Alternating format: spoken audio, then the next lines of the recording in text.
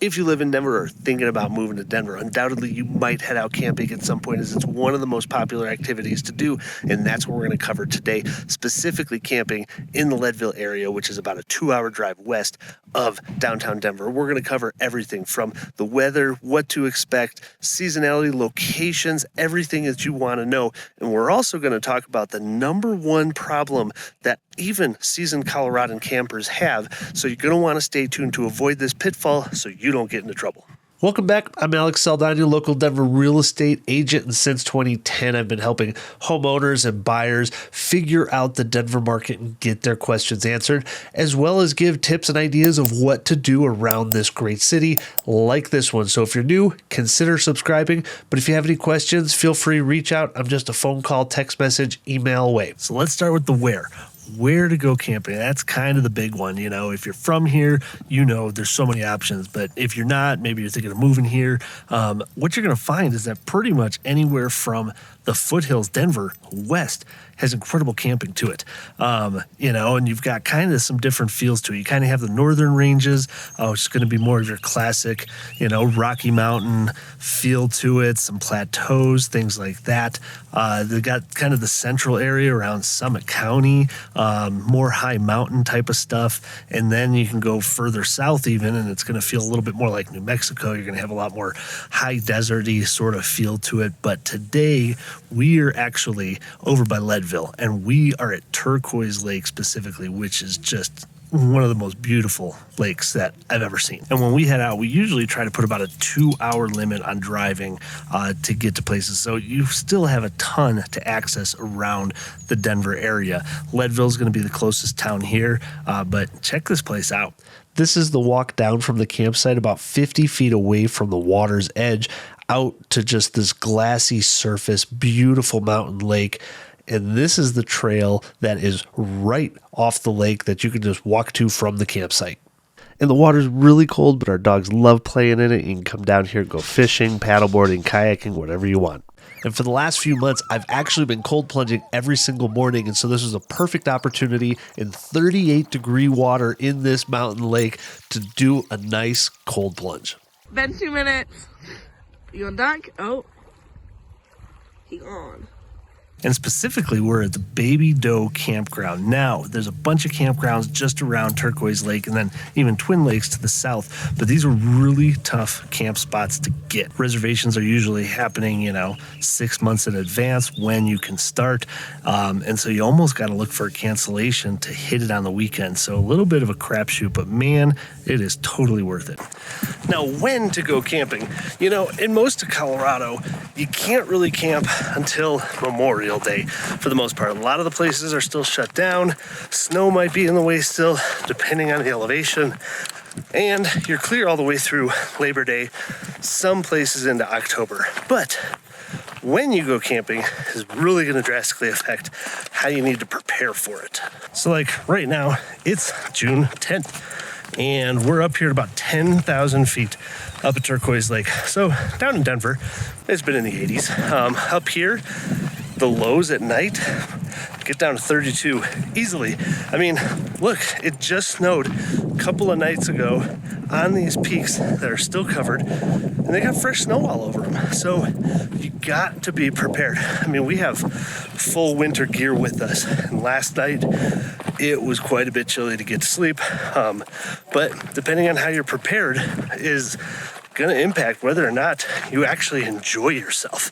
So when is the best time to go camping, you may ask? Well, there isn't any right answer. We love camping all times of year, spring, summer, fall, winter. There aren't too many options.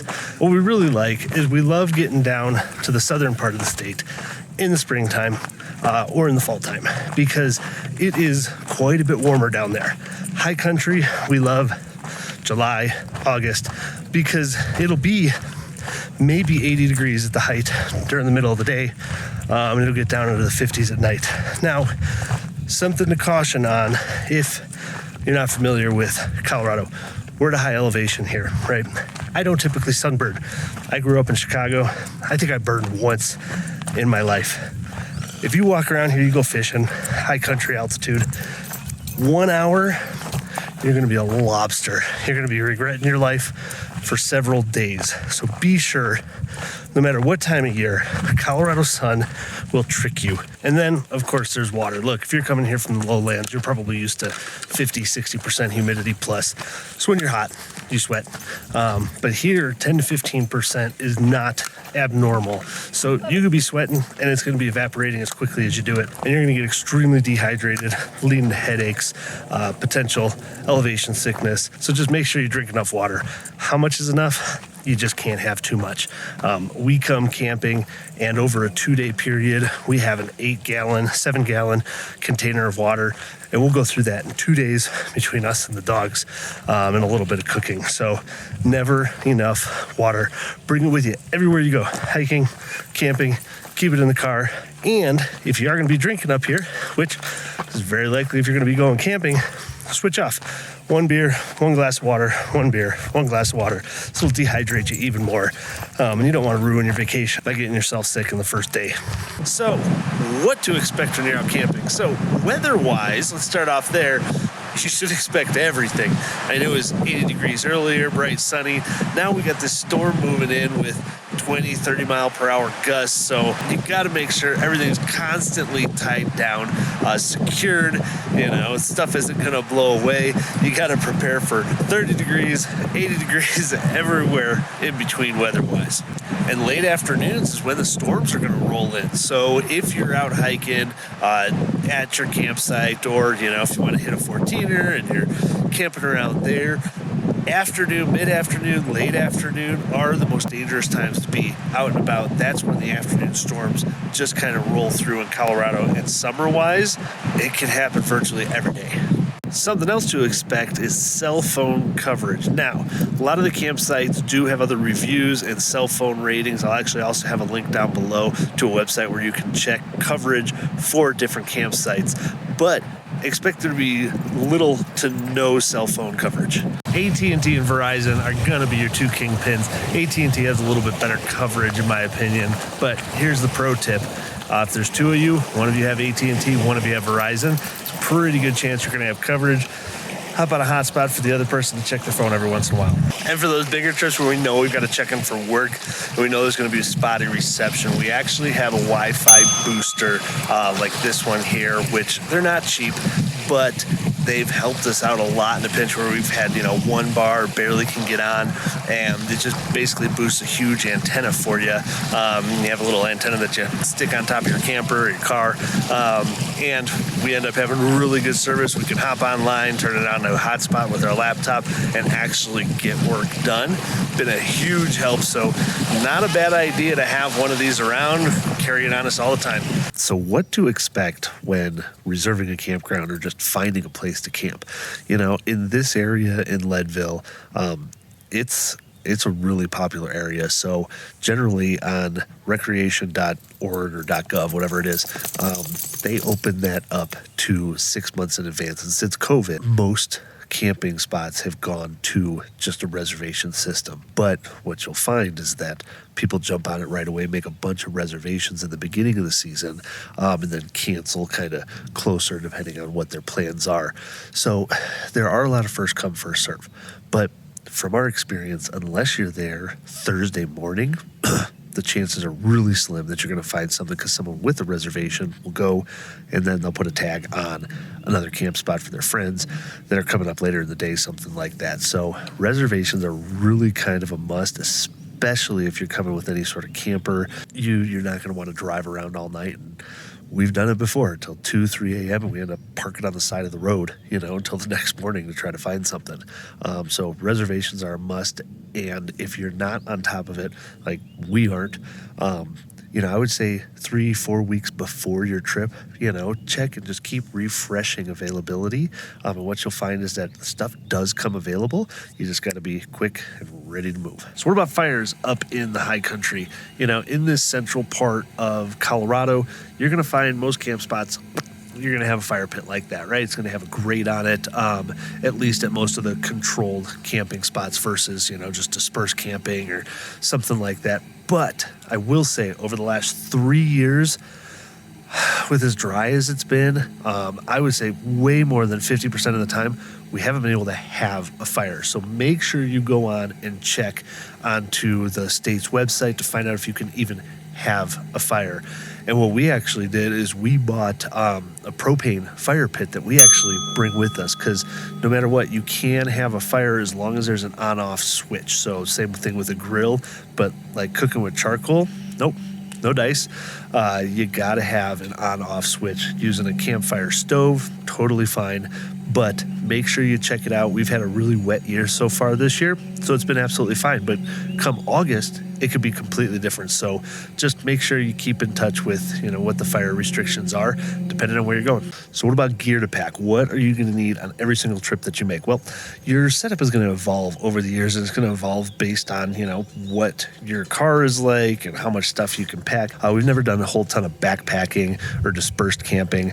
We've done a little bit of it here and there, but over the last few years, the biggest thing we've added is our canopy. We ended up getting a Coleman canopy that's 13-footer, not your standard 10-footer. That extra 3 feet makes a huge difference. And I got to say, we started grabbing this a couple of years ago and having it in our regular setup. But with the frequency of afternoon storms throughout the high country around Leadville, it saves us a lot of times. And, like this year, we are getting consistent rainfall. Man, that thing has been such a lifesaver. We're not leaving home without it anymore. Also, this last year, we switched our stove type because the white fuel that we used to have was just kind of a pain in the butt. So now we're just in a classic kind of propane style stove. We also use it with a larger 20-pound propane tank here, which then we can also hook up to our camper if we want to use that stove. And so that way we're really never running out of propane. Water jug, that's our 7-gallon water jug. We go through it in about 2 days approximately with 3 of us and 2 dogs, dishes, all that stuff. Do not expect there to be potable water pretty much at any of the campgrounds you go to. If there is, it's kind of a rarity. So make sure to bring your water and make sure to bring enough. One of our luxuries, hammocks. Chairs, pretty much anywhere you go. They might have a picnic table, but they're not going to have stumps or anything. We have recently upgraded to the luxury rocking models. And of course, whatever you're going to sleep in. A few years ago, we got our lovely 1985 Coleman Columbia pop-up camper. Weighs a total of 800 pounds, pretty much fully stocked, so we could move it by hand even if we're in a tough pinch. And of course, you can go the tent route as well, but we love our little old happy camper. We wouldn't have it any other way. Pretty much original throughout. It's our happy place. Now, what do we expect with wildlife? It's a common concern here from people that I know that don't live here about bears. And I've had an irrational fear of bears for a long time. And I will say it did help once I got off of camping in a tent on the floor into camping in a pop-up, which I know it's just a canvas layer. Like, there's really no difference in protection there. But mentally, it did a lot. Now, I will say the black bears here in Colorado, they are around. You'll see them occasionally, but I mean, I've been here 20 years and I've only seen a few bears in my life. They're fairly easy to scare off. They're more like big dogs, but don't take your chances. Don't leave your food available, because that's what's going to attract them. And then unfortunately what happens is, most humans don't get into trouble, but the bears then learn that humans are food. And then, the rangers have to go out and either relocate the bear or, in the, more extreme cases, put the bear down. Moose are a thing. Moose are very protective. Moose are a little bit more dangerous and more aggressive than the bears are. So that's something to be wary of. Just back up slowly and just stay out of their way, especially if it's a mom and her calf. Do not come in between them. They're scary creatures. Other than that, foxes, raccoons, all that stuff, they're pretty typical when you go out camping. Yeah, they'll get into your stuff if you leave it out. So once again, don't leave your food out. Put it in the car. Keep your cooler in the car. Don't just stick it under your camper or next to your tent. There's gonna be problems with that. And if you are taking a backpacking trip in this area around Leadville, especially when it comes to bears, make sure you bring bear spray with you. And of course, you got to visit downtown Leadville when you're here. You're going to see a lot of historic buildings like the Silver Dollar Saloon there. Lots of outdoor activities, sort of shops. It's a mecca for a lot of races in Colorado. And a couple little fun facts. back in the 19th century, it was the second most populated city in the state, right behind Denver. Today, there's only about 2,800 people. It's also the highest city in the United States at about 10,150 feet. And of course, there's Melanzano, which I can't believe I don't have one because I'm obsessed with hoodies, but they are booked until October 23rd. You can't just go in and buy a hoodie. So come on through, walk through downtown Leadville. You'll be glad you did. It's one of our favorite little mountain towns in Colorado. So what's the number one problem that people have when coming into the high country that can be extremely dangerous? Well, it's simply underestimating your environment. We're at 10,000 feet, everything is more extreme here. The storms that come through are fast and they're hard and they're aggressive. If you start hiking in the mid-afternoon, you're probably going to get caught in a storm, especially if you're doing something like a 14er. Those storms come in way faster than you can get away from them. The elevation with dehydration is a major concern. You're going to go through water 4 times faster than you think you are. It starts with a headache, and then it just progresses from there. The weather, the extremes, to have a 50-degree sway in temperature daily is not an uncommon thing. So being prepared for any type of weather that comes your way, from winter clothing, layering like crazy, to summer clothing, you got to be prepared for it. The sun is so extreme here. Having sunscreen is a must. I didn't wear it when I grew up in Chicago, but here you better believe it, especially if you're out on the water. It doesn't take very long, 15, 20 minutes, and it's going to ruin your entire vacation. And then knowing where you're going. I've had a lot of friends that have started hikes and didn't know what they were getting into. It looked like an easy 6 to 10 mile hike, but underestimated how much water they needed and the time of day they were going, and ended up getting stuck into situations that they'd rather not be. And one of my closest friends, he was hiking in the winter, and he ended up kind of down climbing a little section when a snowstorm came in, and he was stuck there. It was a close call for him. He kind of had an interesting come to Jesus moment.